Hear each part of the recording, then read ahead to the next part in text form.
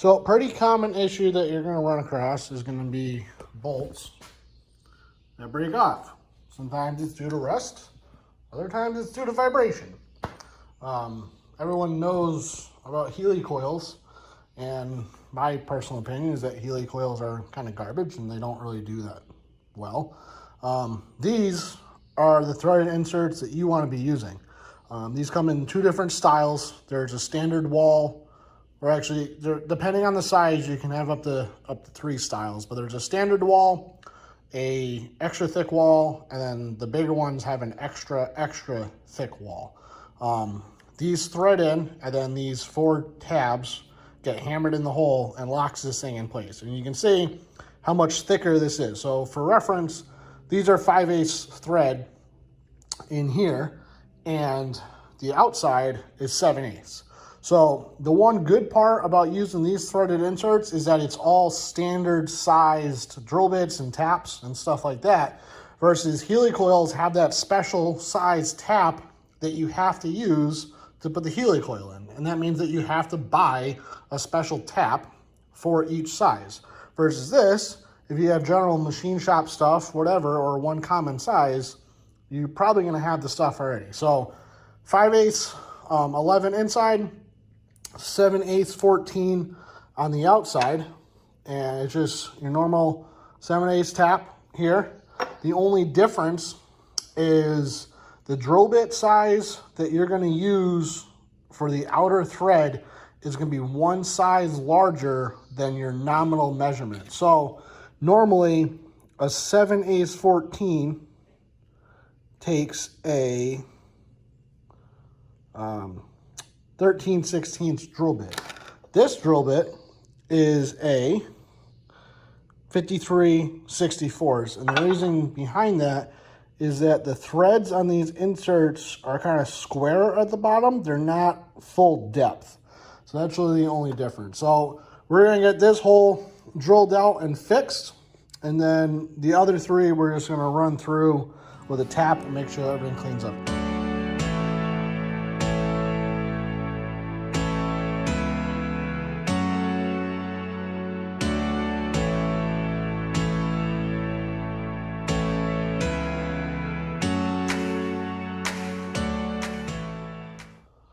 So as you saw, what I did is I used the big drill bit to kind of pick up the center of where the original bolt hole was, and I drilled down until I got a nice clean kind of divot where the center of the drill bit was in the old hole.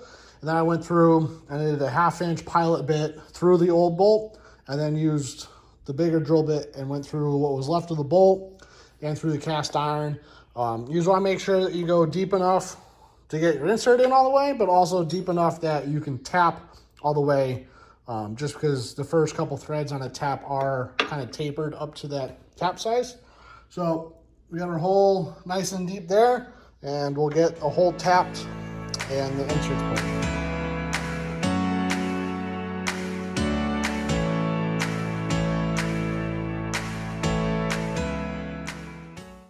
So we ended up drilling out and tapping all the bolt holes.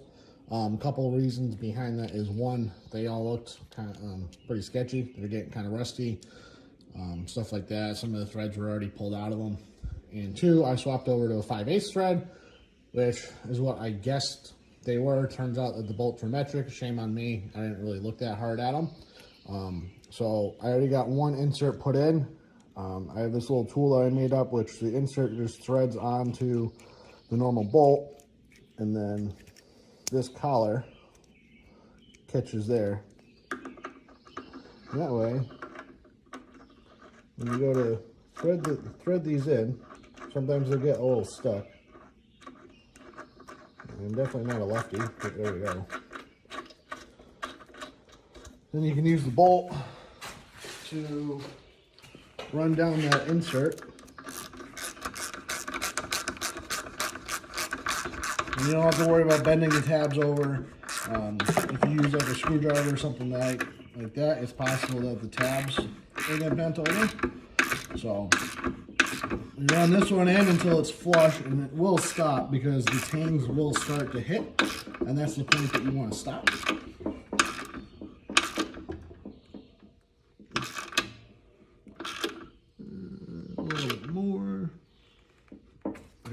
looks good.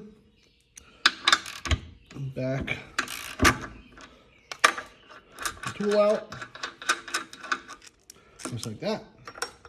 And then you're just gonna take your hammer, oops, sorry about the finger, and rumble. There, try this again.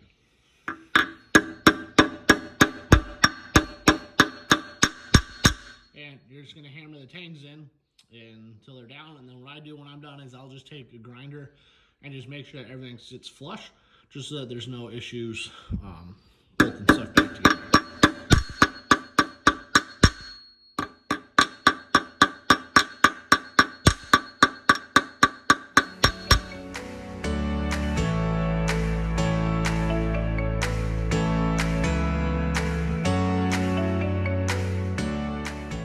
So we got them all put in.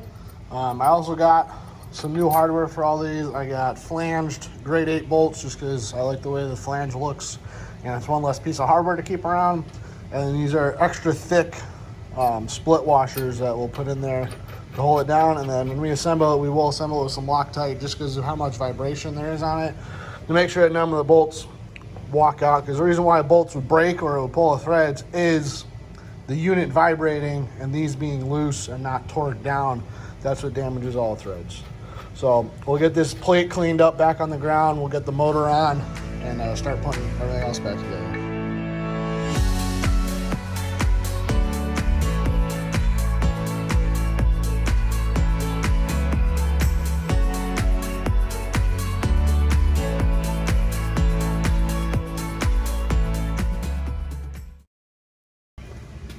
So the vibratory motor is bolted down all nice now.